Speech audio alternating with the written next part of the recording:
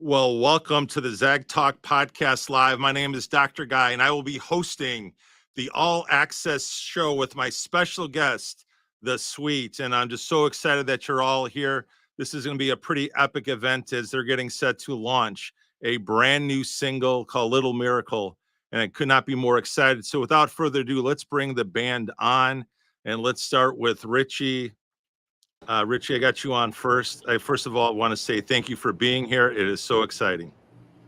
Yeah, it's great to be here. Thank you for having us. All right, so I'll let you go ahead and introduce the band.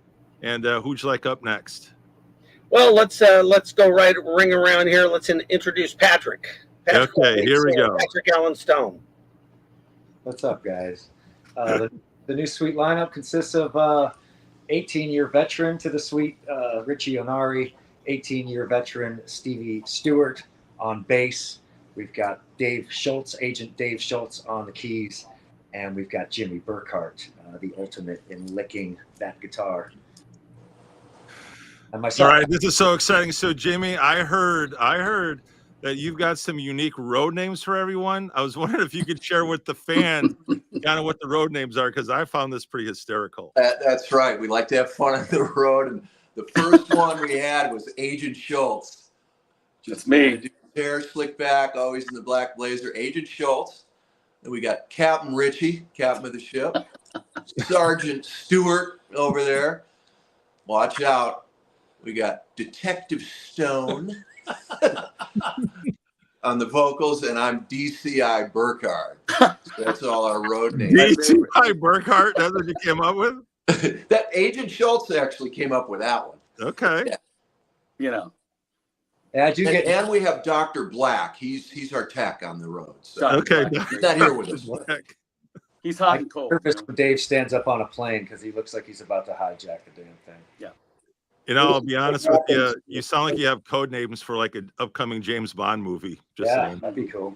It's what happens when you spend a lot of time together in small spaces. There we go. All right. So I'll turn this over to Richie. Richie, obviously, this band has got such a storied history dating back to the 70s. And in the 70s, the band had some big hits. Why don't you talk to us about it?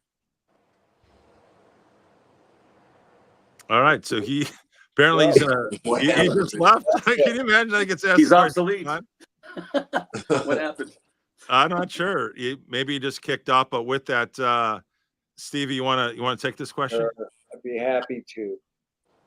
The Sweet started in around '68, and they were actually a boy band. They were a studio band, and their first hit, "Little Willie," was written by Mike Chapman and played by session players, and the guy sang it. And so it was extremely successful. And they were a band, but they were brought in to, they wanted to mold them into a product. And they had this enormous Little Willie success. And the band from that point on decided, we want to be our own band. We don't want to do what the corporate's telling us to do. So they were always writing out of the box and kind of bucking the system and doing their own thing. But along the way, Mike Chapman, who was their main producer, knew what he had. He had a killer band. He had talented people. He had great singers and amazing engineers. So he wrote songs specifically for the band. And he wrote most of the hits, with the exception of Oxygen and Fox on the Run. Fox on the Run was a band effort. They did. And so that's how the Heritage Band worked. It was a machine. It just was constant. Well, I'll just say this. I think one of the things that it's been a hallmark of the band has always been the live shows. And I know we'll be talking about that in just a minute, but let's just be honest. I mean, literally changing history, changing the industry. We'll get into that in just a second. But I want you to tackle this next quote. I found this fascinating as I was doing my research on the band. This was actually said by Gene Simmons of Kiss, as they just retired. Gene, believe it or not, at the age of 70, he's back on the road with the Gene Simmons band. But he said this. He said, without Sweet, there would be no Kiss. So Stevie, with that, what the heck is he talking about? Yeah, no, he was very influenced by Sweet. Everybody was influenced by Sweet on some level. Sweet was also influenced by the Stones, by everybody too. That they were influenced by Zeppelin. They were influenced Deep by Purple. Purple, Mhm. and you can hear it in the music. They're running around the circles, just trying to come up with stuff that everybody stole from everybody. But that was how it worked. And Gene Simmons used to call up Steve Priest and say, "Hey, Steve, I just stole another one of your riffs, man." Steve was, "Oh, you." Can Yeah. we swear? You did the opposite to Gene. Gene would say, I already started suing you yesterday. There you go. I stole one of your licks, and the paperwork is on the way from the lawyer. Yeah. At the live shows, I stop the show and I actually go on a rant about how there would be no Guns N' Roses, there would be no Motley Crue. Mhm. It's great to see this quote from Gene Simmons. I didn't even know he actually said that. So I'm definitely going to leave with that one going into it from here on. But it's the truth. Glam was started by the Sweet. Stevie was telling an amazing story earlier about how it all started, and we'll get to that in a bit. But yeah, I remember watching interviews with, I think it was Letterman and Axl Rose, and Yeah. talking about how the Sweet was his favorite band. And I think that was my first step into really checking out who it was. Although we've been subliminally, you're pounded by the Sweet all the time because they're in all the movies, from Wayne's World to Guardians of the Galaxy. Of course. Black Phone. So many songs are featuring the Sweet still today, and people are very familiar with their music, even when they're not totally understanding the name. Absolutely. So I'm going to turn this over now. This to me, this is a big question. And when I was doing my research, I found this fascinating. So I'm really excited to ask the question. But how did Sweet change the industry musically, in a fashion sense, and even stylistically? And Patrick, since how you've been kind of leading off, why don't you just continue to take that question, then others can chime in on that. But I find this really fascinating, the impact that this band has had on certainly the profession. Honestly, Stevie's got the real story.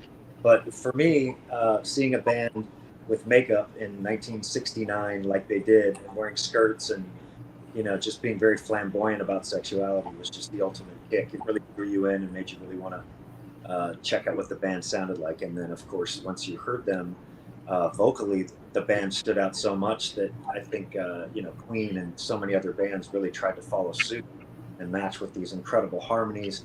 Musically, Jimmy can attest that it's some of the best guitar riffery in the business still to date. But Stevie's got the inside scoop on how it all actually started, the day it actually started. So I'm going to hand it to you. All right, Stevie, it's now yours. Well, as far as the fashion, everybody was kind of, everybody was emulating the Beatles, with the Beatle cuts, and then it started to migrate a little bit, the British invasion, and then the monkeys, and the striped pants, and the cut and the stuff, and then, of course, the Sweet looked like that, and everybody looked like that. So there was I think it was Slade, I'm not for sure, but Steve told me a story that, because I asked him, what's going on with how the dressing up, makeup and all that look, the jumpsuits and whatnot. He said it all started with Top of Pops. And in Top of Pops, and I think it was Slade, might have been somebody else, someone forgot their gig clothes. So they showed up in their regular, street clothes. And they're, what am I going to do? We're on in a half hour. And someone told him, go into wardrobe. They got a bunch of stuff in there. And we went in there, and there's all this crazy wardrobe. And he grabbed a boa, some kind of thing, and just put it on. We came out, and there was huge raves from that night.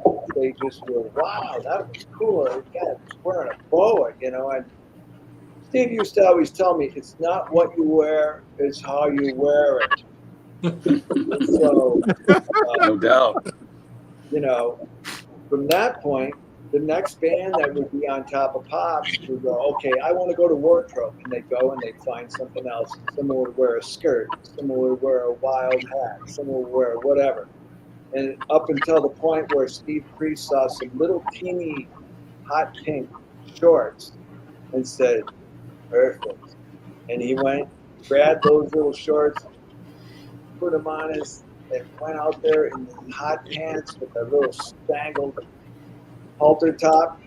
And that was the start of really taking it over the edge, you know. And so that's kind of where the birth of glam was. There was some weird underground things that were happening, but it wasn't public like on top of Pops. Right. So that's how it got really public. Absolutely. Jimmy, let's bring it to you, because one of the things I'm just let everyone know I am a guitar player. And so one of the things I love about 70s music are the riffs, and a lot of great riffs coming out of the 70s. So so Jimmy, from your perspective as a guitar player, from those early days in the 70s to now, talk to us about the guitar riffs and just how the music has just a lot of really good hooks into the music. To me, as a guitar player, those riffs are super important, and I always listen for that. I want groove, I want great guitar hooks and riffs and tone as a guitar player.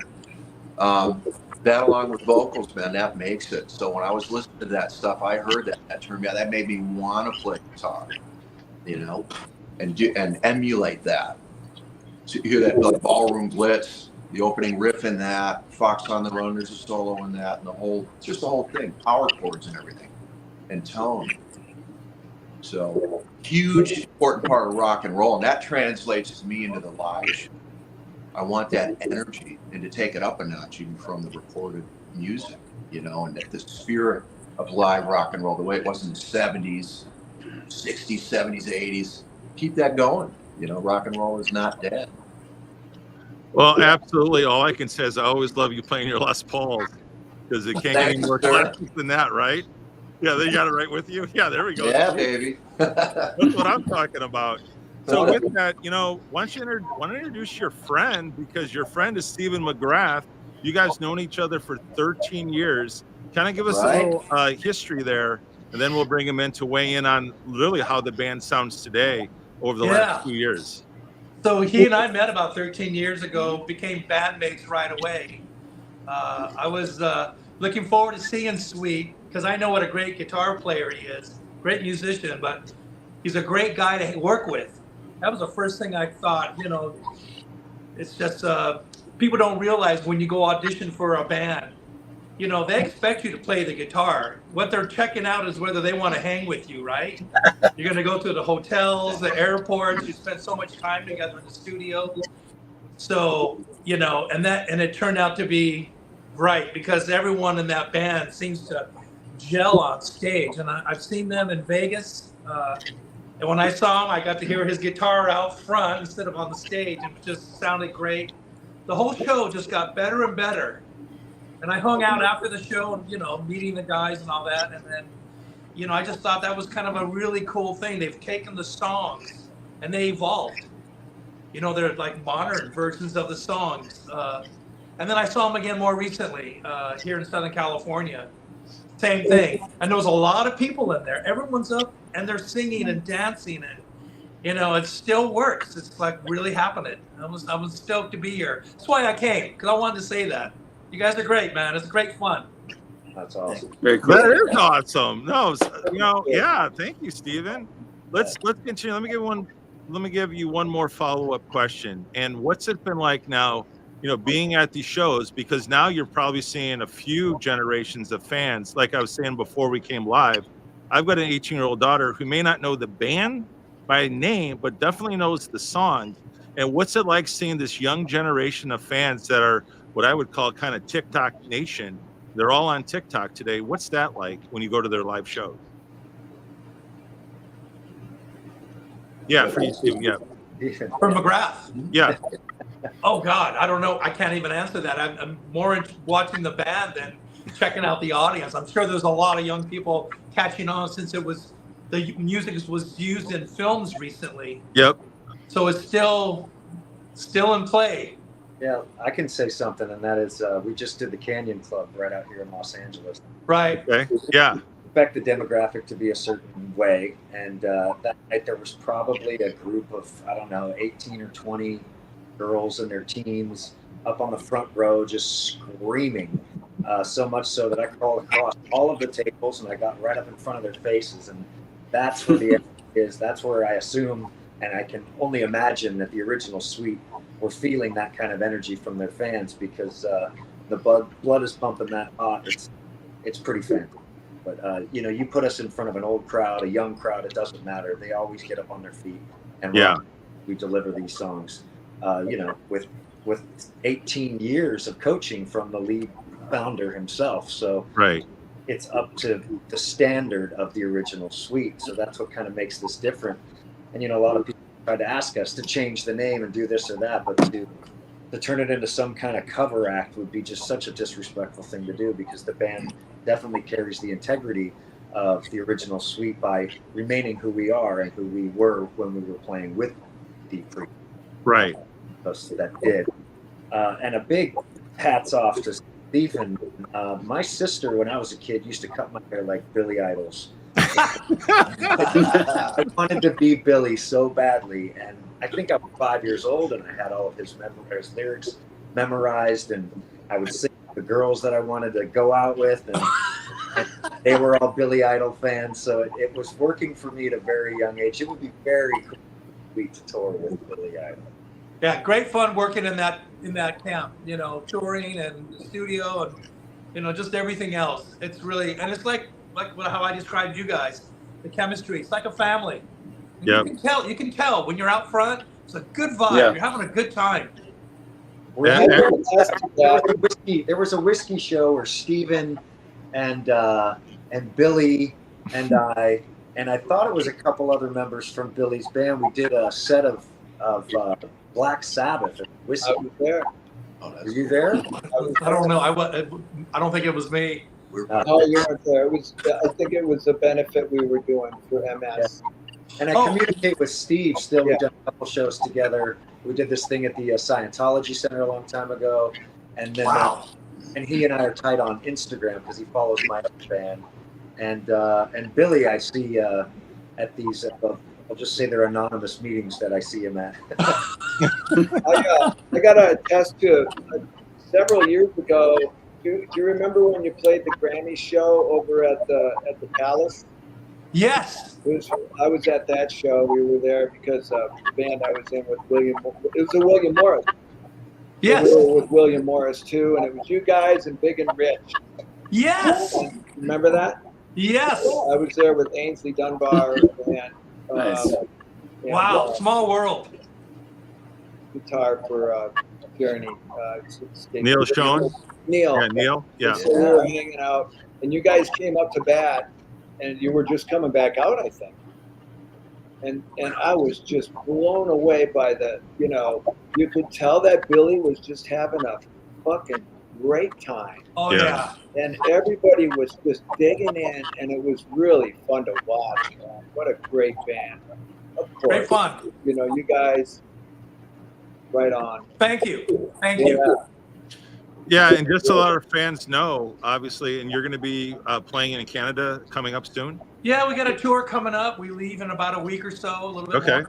And we'll be gone for like 6 weeks. So we're going to hit probably all the majors, Yeah, it's great fun. I'm lucky to have the gig. I'm having a great time. I've been at it for 26 years. So Live for it. yeah, Yeah. That's wild.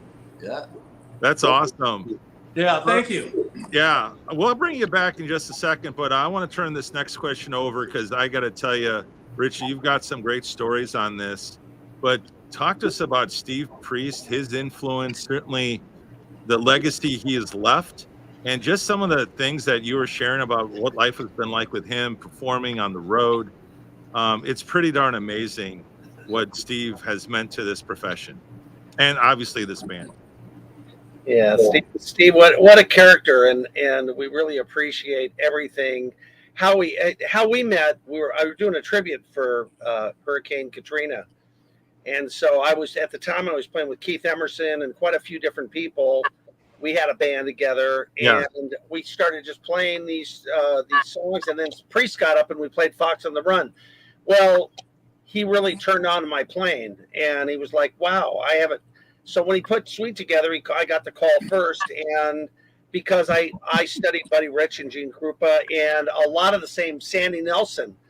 So with the surf, I grew up with all that. So he wanted a certain swing. What a lot of people don't realize is that the swing that's involved with these songs and the way the rhythm section, the way Priest and Mick Tucker played together, there's a swing element that the audience can feel. And I think that's why this chemistry really pulls together really well. But Steve, we were doing a tour in 2011 with Journey in South America. And so we were at the same hotel, Journey and we were there, and then they had U2. So I'll just tell you this little story. It's funny. It's indicative of a Priest story because, he was cocky and he didn't give a damn who you were. And, out Bono, so here we are. We entered this stadium because we played about a 20,000 seater, and they were with Muse. Right? It was like a big stadium, and so we were all vanned in, and we went through the gates, and all the cameras are going, this whole thing. And so there's Priest with his little glam outfit around him, and he sat there and he watched it. He's like, and he just had a puss on his face. Like he was looking at it and going, and meanwhile we were like right in front of all the players and that. So after the show, they asked us to come back to meet Bono because they were hugely influenced by the Sweet, just like so many bands were. And so they said, "Yeah, listen, Bono wants you to come back and meet." And I don't want to meet that. So we all had to go in agreement. It was like, okay, we're not going to go meet the band. I mean, that was just Steve Priest. That just gives you a snapshot of really how cocky he was and how much he realized he changed rock and roll. I mean, they really had that band really did, as we've been talking about, really did change the game. It affected the 70s and 80s, even punk to some degree. Mm-hmm. If you look at so many different things, how that did, and then even Queen, there was a big controversy about the vocals. Who started those vocals first? Well, Little Willie, those songs, those high vocals. So yeah, I mean, it's all interwoven, but those are some of the stories about Steve Priest. Fabulous guy. Oh, absolutely. And if you're watching live right now, feel free to type into the comments. Obviously, this is on YouTube, so you can type in the comments, and we'd be happy if you want to give a shout out to the band or if you want to ask any questions of the band. Feel free to go into the comments and do that as we segue to the next thing. And let's get on to probably for me, one of the most exciting things that we're going to talk about is obviously your new single, and it is called Little Miracle. Obviously, it's going to drop for the debut on July 25th, which is next Thursday. Is that correct? Yeah, next Thursday at the Bourbon Room in Hollywood, California. And I'll go ahead and open this up to anyone in the band who wants to tackle this and give us some background. Actually, Patrick, I'll just start with you on this. Give us a little backdrop, on the song. Obviously, tomorrow on the website, we're going to play a little sneak peek of the song. And it's going to be the very opening clip, which starts with really cool, vocal harmonies going on. But give us a little backdrop about the song and kind of what it means and what do you think fans can come to expect? We were fishing through a bunch of demos that we had in the back pocket, and our producer, one of our producers, Dave Jenkins, stopped by the studio, and it's just obvious it's a song. Just catches you by surprise. It's an earworm. It sticks in your head. I walk around singing this song without even realizing that I'm singing it, and it just encompasses everything that you could possibly want to dream up about falling in love with, I think. And along the line here, I think I might have fallen in love, and this girl that basically represents that in my life was super eager and excited to be a part of the video. So the video's a direct representation of exactly what a little miracle can look like. The song turned out great. It's it could be a hit. It's definitely a hit if it just has to get in the right hands, or in the right ears. Well, I'll go ahead and thanks for sharing that. But I'll go ahead and say this from getting a chance to hear it as well as seeing the video.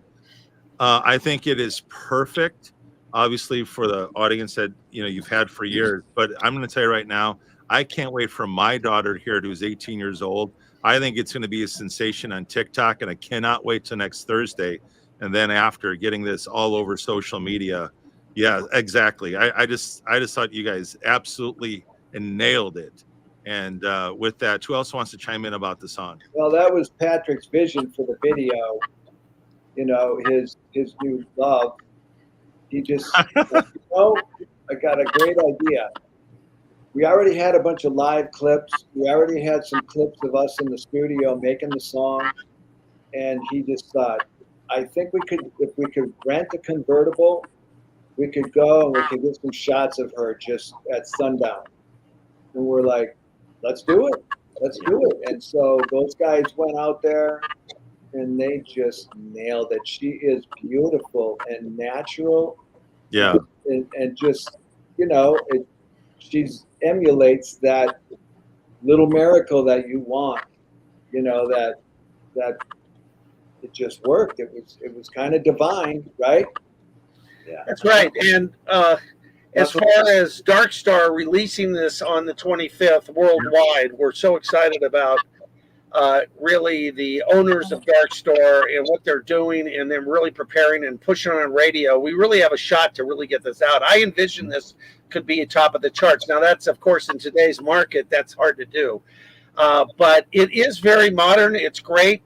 We were looking for a song. I heard Little Miracle. I knew it was a hit right off the bat. Stevie concurred. And next thing you know, we brought it in, and then Patrick came in and nailed the vocal, and then Jimmy did and just all the way for David, all the way down the line. It just was a great, great thing. And then to see what it's done live, we've been adding it to the show, and seeing that people are really reacting. A lot of women really enjoy it because it is really about a love story, and really captured on video. Yeah, and honestly, it's all grace to Dave Schultz for making it sound so perfectly like we went and had him really rework the choruses, and it really finally hit a space where I feel it really pays a lot of respect to Sweet. Dave, how was the process for creating those stacks? Definitely one of the most brutal sessions I've ever been involved in, which is actually it's a compliment as well, but it was definitely, as Bill Burr would say, it was brutal. Anyways, I basically sang all the high parts like layered. How many times, Stevie? Like maybe 30 times. Well, how many layers did we do? You were the boss man on that session. We wanted that sweet flavor on the high end. Yeah. So I always go to my piano, for notes. Yeah. And I would just do it an octave or 2 octaves higher. We got the key, and I just said, all right, can you hit this note here? He's like, and Dave has just got an unbelievable voice. He's just, His voice is literally, he was picked to be in the Four Seasons. I mean, the guy is just, I'm not lying. Actually, both of us auditioned for the Four Seasons, except I did it 35 years ago. He did it a couple of years ago. It was so I definitely just, one of the most... you can hit that note. How about this one? So I went up a little higher. And he kept hammering me like nonstop with no breaks, because I think I was on a roll, sort of mentally, and I was flowing. And if we would have stopped more than 10 minutes, I probably would have lost. Exactly. That's why we kept going. I knew that he'd burn if we stopped, so I just kept feeding him water and just kept hammering away like a caged animal. I wanted many tracks of it so that Dave had plenty to work with. That was the main thing. I just didn't want Dave to say, well, I don't know, man. So we did, I think, 2 or 3 parts, and then we even threw a low one in there. I was happy with it. I usually I'm not the type of person who likes to hear myself play or sing. I'm a weirdo like that, but I actually thought it turned out really good. So I was proud of it. It came out good. I had done the original arrangements and stacks because I do that very well. Yeah. But I don't have the range anymore. I've lost it over the years. Dave has got it. So it was a very good combination between Patrick, me, and Dave. We've got a great texture in the vocals, and it's a real good spotlight in the song. I think it helps. Well, I'll Right just on. say this. You didn't waste any time to showcase it because the first 12 seconds of the song is right on what you're talking about with those beautiful harmonies. It just That kicks was Richie's right idea. Yeah. Because you know how it happened is that Dave Schultz sent us a strip with just the vocals so we could hear the vocals. And we're all listening to it, and Richie calls me. He says, "I think we should do that in the front, like Fat Bottom Girls." Great idea. And I'm like, Yeah. "Let's try it." So we didn't expect it necessarily to work, but it worked. And So so it's got. Hey guys, it's I think it's fantastic. cool. Yes, it's fantastic. And here's the great part. Everyone tomorrow, if you go to right here, thesweetband.com, right on their website, you can hear the clip tomorrow. We're going to have it all over the other social media channels. It'll be on YouTube. It's going to be a shorts. It's going to be on Instagram. And we're going to be putting out, and also Patrick's going to be all over TikTok with it. So tomorrow you'll get a chance to hear the first 15 seconds of the track to get you ready for next Thursday when they do the debut and they showcase the video.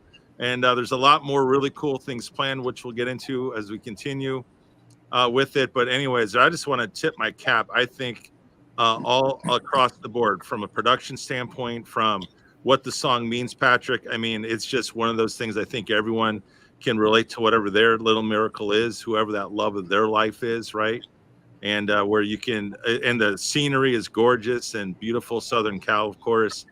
Great job on the convertible. I mean, it's pretty cool. Just cruising. Yeah, we kept the car today, I wish. And then of course, then there's the Gotta draw keep the draw the heart in the sand.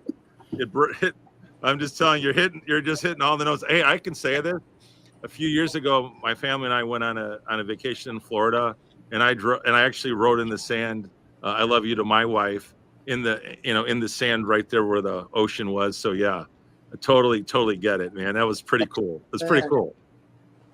Well, that's hats off to Patrick, and then there was a bunch of other. I don't know. We had 3 videographers there, did we? Yeah, Sidney Colston, who won an Academy Award for 20 Steps from Stardom. Yep. He's a dear friend of mine. He brought in Henry. I can't pronounce his name. A couple Ukrainian guys came in that have done major work, and they just love Sweet, and they love the song, and they knew that it had something, so they volunteered to make that happen that day. And they were, Patrick could go more on of what they left. I stayed in the parking lot when they went to shoot. What was that like, Patrick? What you did on the shooting of that video? Well, we just got really lucky with Dominique. She's just she's full of this innocence, and she'd never seen the ocean before, so she had this. Oh, It's just that's so awesome. Awe and all this light and love coming out of her, this energy. So Yeah.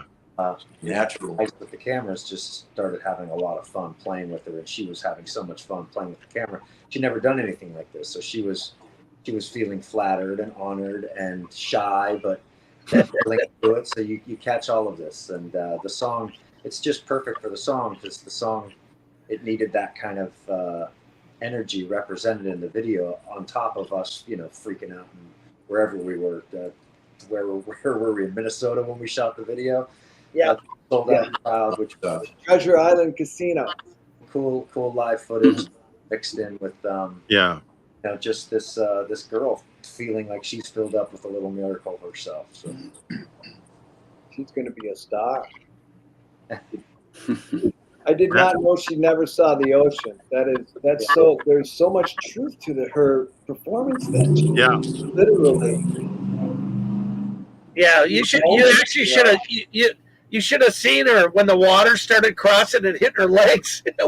Because it's cold. Whoa! She was like, it was funny, man. Love it. It was really something, right, Patrick? we kept telling her to spin every time I came at her with the camera, and she, at the end of the day, she's like, "I can't spin anymore." Yeah, otherwise you get vertigo, right? Something like that. Yeah.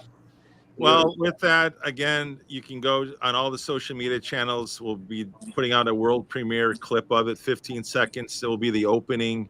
And all I can say is the vocals, the way you started the song, wow, it just grabs you right away. And of course, you can see Dominique right away as that video starts with her twirling, and it just sets the tone. And then, of course, just give Jimmy just the opening guitar riff, then just kicks in and the song gets going, and it's just a great song and great video. Just want to say great job to everyone, because I mean, you can just feel the relevance of the music today, making it for 2024 and beyond. So definitely great job to everyone.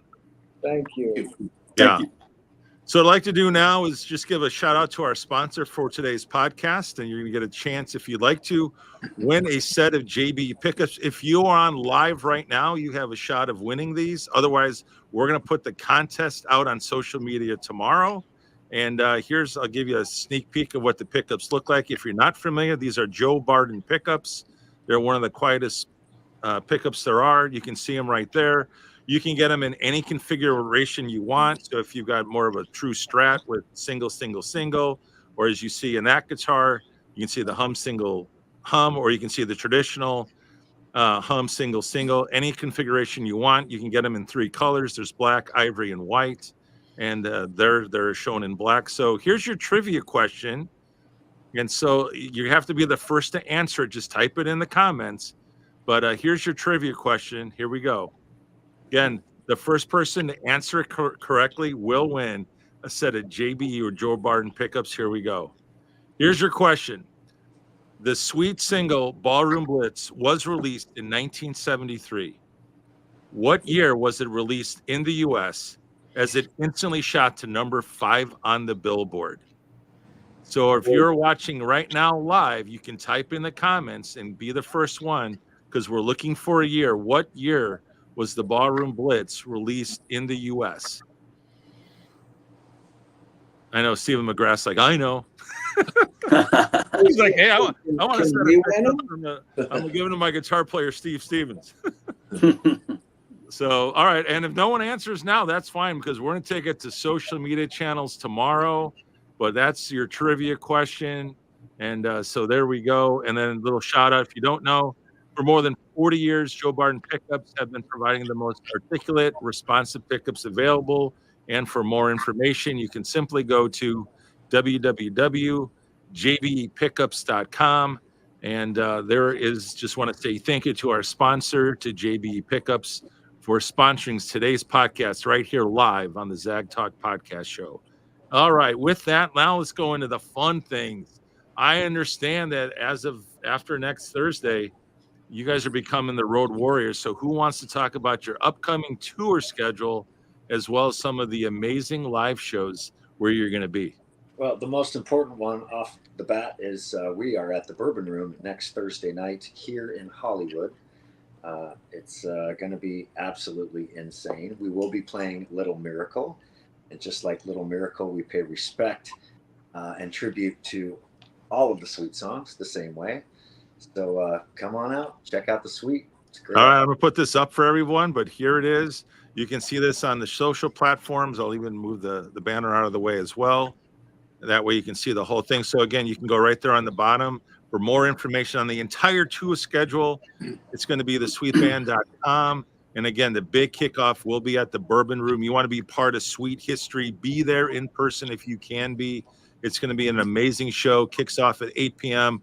Circle the Earth will be there to start and kick things off. And then Sweet's going to take the stage and do something like they've never done before, which is going to be releasing this new song and the video.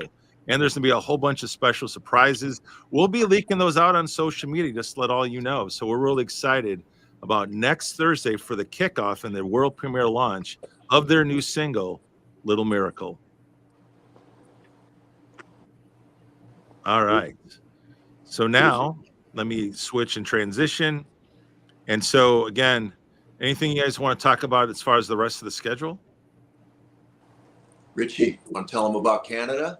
Yeah, Canada. We're playing Regina, the city that rhymes with fun. Okay, up in Canada. And as you go into that town, you see That's what they have. Regina, the city that rhymes with fun. And so we haven't been up there for a long time. We've done a lot of shows with Mr. Priest Yeah. up there, and I know it's I know that Bad to the Bone, what's his name, is going to be there. And Real good. on August 23rd. And on the 24th, we'll be playing with UB40, and we'll be playing with Bachman Turner Overdrive at a stadium in Toronto. And that we're looking very forward to doing those shows. That's going to be very exciting. And then in September, we have a string of shows that we're doing with April Wine. And then onward and upward. It's just like more coming in daily. And then Richie, don't you have a few dates also with Steel Heart coming up? Regina. Oh, that's where that's going to be. We've done several shows with those guys, but I think in Regina they're going to be there. Yeah. Yeah, I know. Yeah, it's exciting with their lead singer Millie, and I know that he just got done doing a few shows this past weekend, and he and I were talking, and it's going to be real exciting. Just seeing again that bill is going to be a lot of fun. A lot of big guitar riffs and a lot of big history between those two bands. Yeah, it's going to be just great up there. So if you can catch those shows, see them, be a part of history. And one of the other questions is, and I want to ask this, and Steve, let's bring you back, Stephen McGrath. Whoa. Yeah, let's bring you back. So what is something that really is making these shows in your mind so special, especially as you've seen the band literally in the last 2 years? What's making these shows you know so what? special? Fun. I go see a lot of bands, and there's all different kinds on these packages that we do. But I was there just having a really good time. I was, and I think it's not just the music, it's the vibe coming off of the stage. I love the arrangements, kind of refreshes it, because I know how the songs go when they were released. So seeing them live and all the dynamics and all the audience participation, that give and go kind of stuff, it's really good. It's fantastic. I had a good time. Very, very cool. And anyone else want to give any more little sneak peeks to your live shows? What can fans expect? Well, I think that's the big thing with with Patrick. What he brings to the show, I've never seen anybody that gives so much to and entertains so incredible that this guy does. I mean, I've almost seen him black out on stage, or maybe he has. I really can't believe it. I mean, he puts every ounce of energy, every show. And what I really love is that he goes into. Sorry, he might be blushing, but bottom line, I mean it from the bottom of my heart. I mean, he really talks to everybody. It doesn't matter if it's the hot chick or the 80-year-old woman on a walker, because this music spans so many different generations. But he just relates to everybody, and he's about everybody. And that's what really brings a lot to it. Is what he captures, why it's so much fun. Is he commands the stage, and I think it's such an important factor for us to, we've had other singers that were amazing, and other guys had a talent of doing so many things, but Patrick just, I mean, he's got the original singer's vibe. Yep. Okay, and then he goes out there with the intensity to really deliver the goods, because that music, I think that's what Steven sees. It is fun. It's about bringing everybody into it, and bringing everybody out. Why was Mick Jagger one of the best? He's like, to me, and sorry again, Patrick, I'm saying this, but he's like he's like a Mick Jagger on his own in a separate league to his own. That's my opinion. It's one thing to just go out there and just, be like a wild monkey and whatnot, and just like think that you need to over embellish everything and just go wild. And then it doesn't look authentic. Right. You see people that are just there, but you don't buy it because it's not coming from the blood and the heart and the guts. And Patrick is in total control, except for when he passes out, of what he's doing. He knows, that's part of the knows where he's going. We never run into each other. We're always right in tune, and It's just awesome. I just he whizzes right by me, and I'm like, whoa, man. Whew, that was close. The first thing I do when we go to a venue is I look for the ladders on the side of the stage because those are my favorite to climb. But the Bourbon Room is set up. They created this theater like about a year before COVID hit, and it's got this whole like it's got a theatrical vibe to it. There's a staircase. There's extra levels. The entire place is decked out like not just like one club, but like all of the clubs in Hollywood. So you've got like the Roxy sign, you've got the whiskey sign, you've got the Bourbon Room sign, you've got like all of this Hollywood history surrounding the stage and it's like part of the stage. So this will be an interesting one to see like what I climb and flip off. Yeah, exactly. All right, so Patrick, I just have to say this. You all know I'm on all the social media channels, and I got to tell you, Instagram blew up recently because there's actual footage at the age of 80. I'll say it again, Patrick. At the age of 80, Mick Jagger is still running around at the age of 80. Yeah. Wow, what a legend.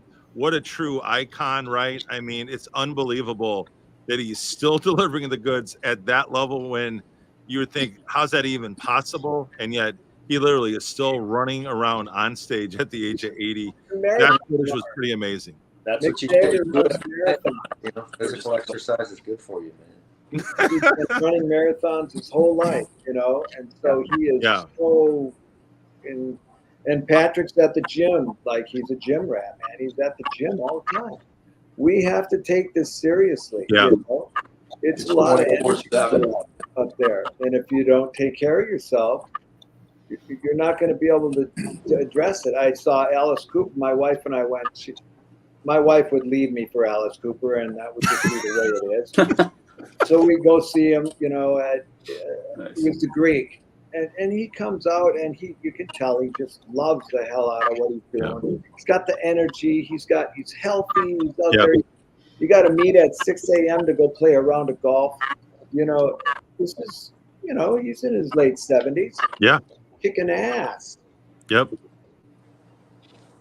So with that, go ahead, Richie.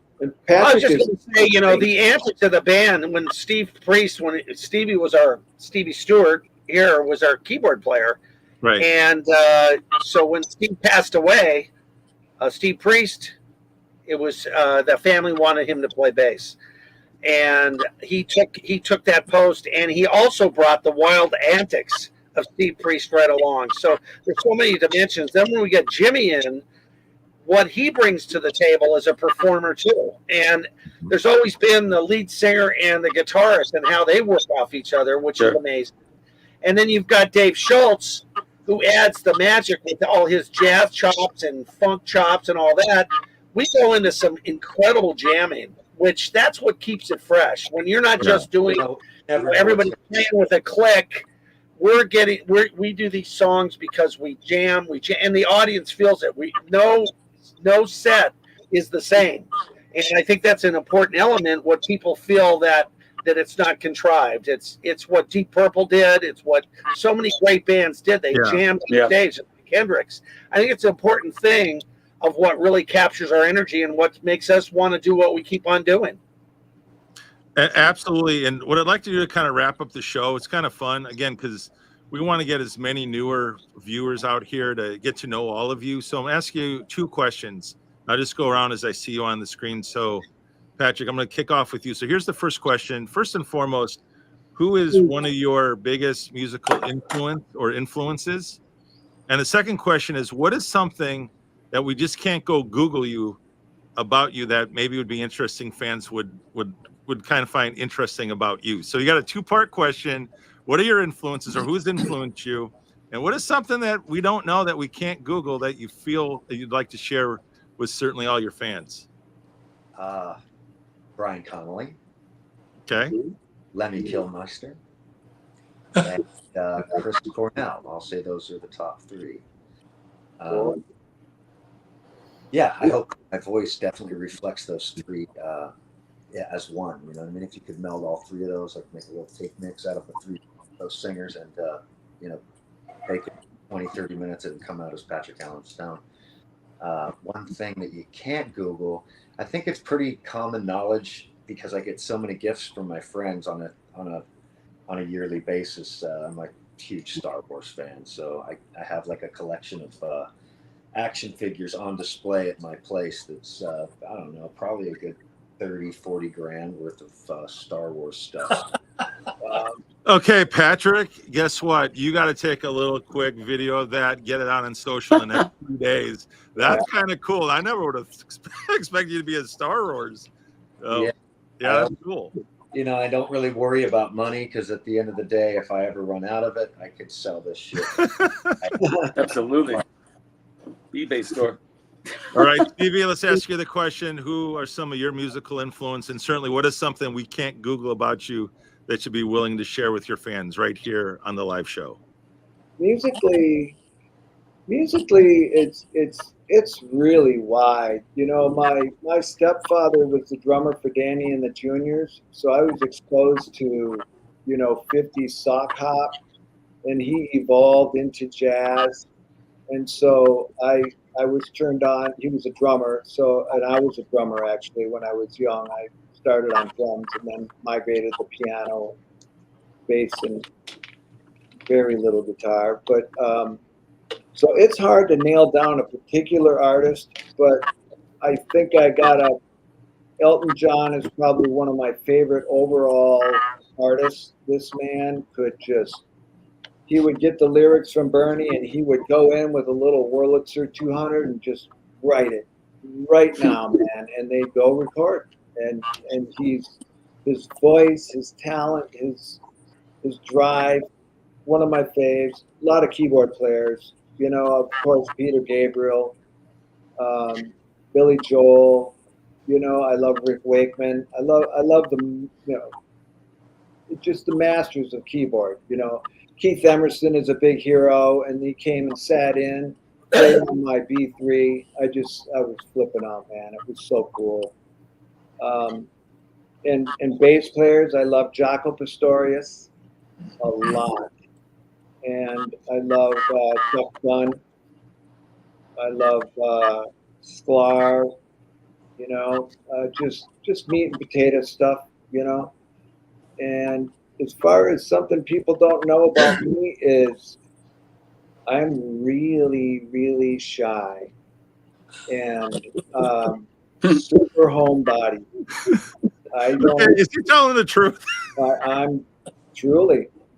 And I think music, that's why I got in the music business, because I could get chicks even though I was shy.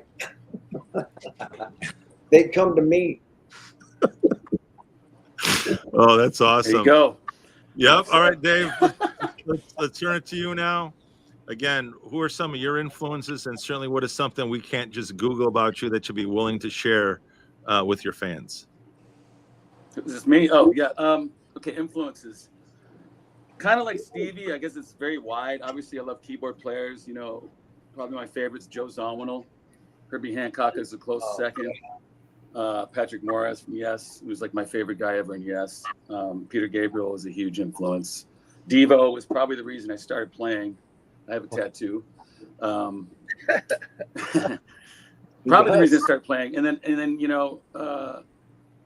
like film composers, Ennio Morricone and a lot of people. Thomas Dolby's a huge influence. I'm on tour alongside him right now, so that's pretty thrilling to see him on stage every day.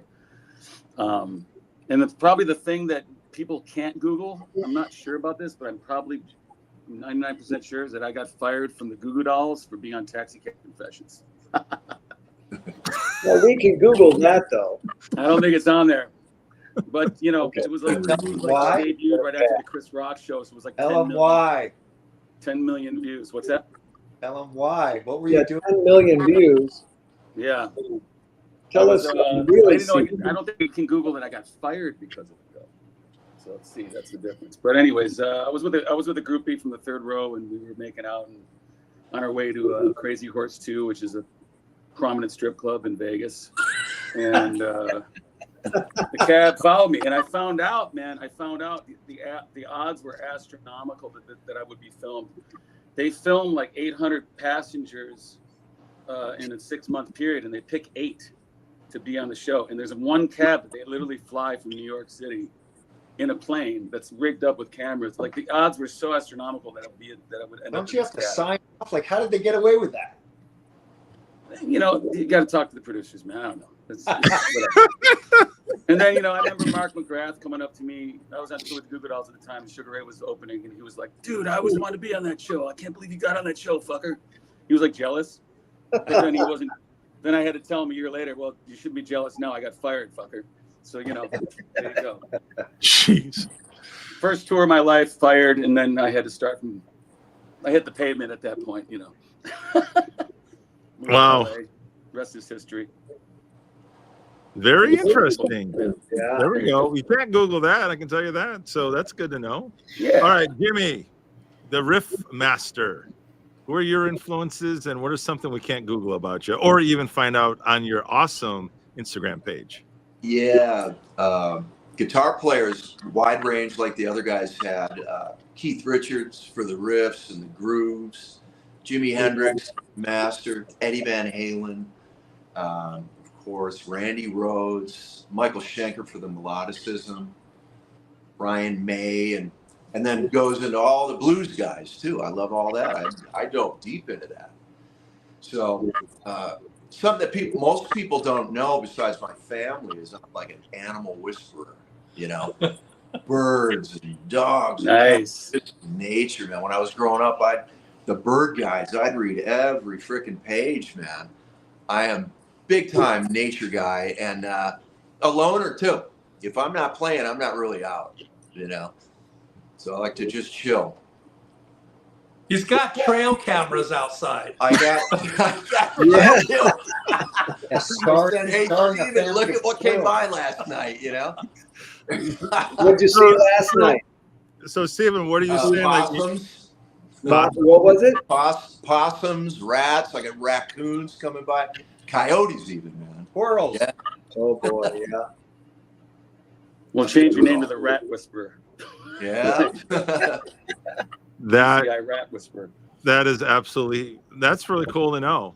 I'll just say this: I've got a relative, and he's got the deer channel on, and it's like live footage of deer hunting. You know, when the season comes about. Okay. That's what's on his like 60-inch TV. So I can totally get what you're saying about how you have a live feed on the trails where you live. That's pretty funny. I love it, man. Yeah. Well, that's cool. All right. Well, last but not least is going to be the rock prophecy. And that's going to be obviously Richie, who bangs on the drums. So, Richie, again, same question to you. Who are your influences, and what is something that we cannot Google you that you're willing to share with your fans right here on the ZAGTalk Podcast Live? It's funny because I wrote this song, and it somehow in my email it came up Rock Prophecy in the Name of Freedom, which is a rock opera that I did in 2015, which had Robbie Wyckoff from the Wall Tour and Joe Retta from another singer from Trans-Siberian Orchestra, and he was with Sweet for a long time. So it's funny that I all of a sudden I see Rock Prophecy, and it had a 17. I wrote the whole show, and we staged it quite a bit. So, but as far as influences go, drumming wise, I already said that it was you know, the jazz guys. I studied jazz initially and really studied music and drumming. Got into Jethro Tull, big Hendrix fan, and Mitch Mitchell, and then I play guitar. I've got a Hendrix style, and I sing. And a lot of the blues guys are a big influence on me. And then I was just totally open to everything. I loved Monaditional Orchestra. I got into the whole jazz scene. I've done a lot of jazz records. Played with so many a lot of people that like all of a sudden become Keith Emerson's drummer, and then Uli John Roth, and a lot of these masters. I was with Louis Johnson for many years, bass player from Michael's band and Thunder Thumbs, and so many different guys. And then he introduced me to Larry Graham. And so I got to play with a lot of the people that I really influenced. But I was a big early Jethro Tull fan with Clyde Bunker on drums. And I like the idea of a drummer that can really take command. And So what a lot of people don't know about me, that are a lot of people are going to know about me, is that I'm big time into bringing mankind together, a humanitarian. In fact, we're working together on the Unity, Peace, and Freedom Festival, which my nonprofit, People for a New America, is right now almost ready to nail on October 26th. And of course, Sweet's going to be playing there as well. But a lot of people don't really know that it's what I have in my heart, that 80% of the people out there are really great people. And right now we're so divided, and we don't have to be. So bringing together the people, all the people, and of all the different races, there's more love than you can imagine. And it's just how mainstream media tends to divide and conquer us. So my mission is to do that. So that's something that in the future people can Google and learn more about me. Absolutely. Yeah, absolutely. It's going to be great. And obviously we'll be blowing that up all over social media as well as we get into the October for the next event. And it's really exciting. So I just want to say thanks to each and everyone for taking the time to be here. I know I'm going to put it up on the screen right now just one last time. And that is, again, looking forward to next Thursday. That's where all the action is going to happen. The debut of the new single, Little Miracle, will be performed, as well as the video will be shown in its entirety. And I just know you have so much planned. Just stick it right here on social media. As you can see at the bottom of that, it says thesweetband.com. Check out the website. Check out the upcoming tour dates. But if you have a chance, see this band live. See them live. Be part of history, not only for the new song, but just for what the band's doing today and bringing it into the modern sound of 2024 and beyond. And so it's going to be a great shows coming up. And again, just want to thank each and every one of you for taking the time. And if you like this podcast, if you're watching the replay, feel free to take the link and share it on your social media, because we want to get this out to as many fans as possible. And again, guys, just thank you for an awesome show. Can't wait to see you guys rock out and do your thing next Thursday at the Bourbon Room, as we'll be leaking out some real teaser type of things. And of course, tomorrow there'll be a 15-second clip played across all social media platforms, as well as the clip appearing on the band's website, so you can check out a little snippet or a sneak peek of Little Miracle. So for the band, my name is Guy Danhoff, or otherwise known as Dr. Guy. And yes, Stephen McGrath, we want to thank you for being on as our special Thank you, Stephen. guest. You stuck on the whole time? You stayed on the whole time. Having Trooper. fun. Trooper, man. I know, total trooper. And yeah. So again, just stay plugged into our social media, stay plugged into the website. We've got a lot of content going to be rolling out seriously over the next, and I mean this, over the next, 30, 60, 90 days. There's so much going to be going on with the band. So just check us out whenever you can. Hopefully you can retweet things or repurpose things, or just say some really cool things, especially if you're at the live shows. Film them.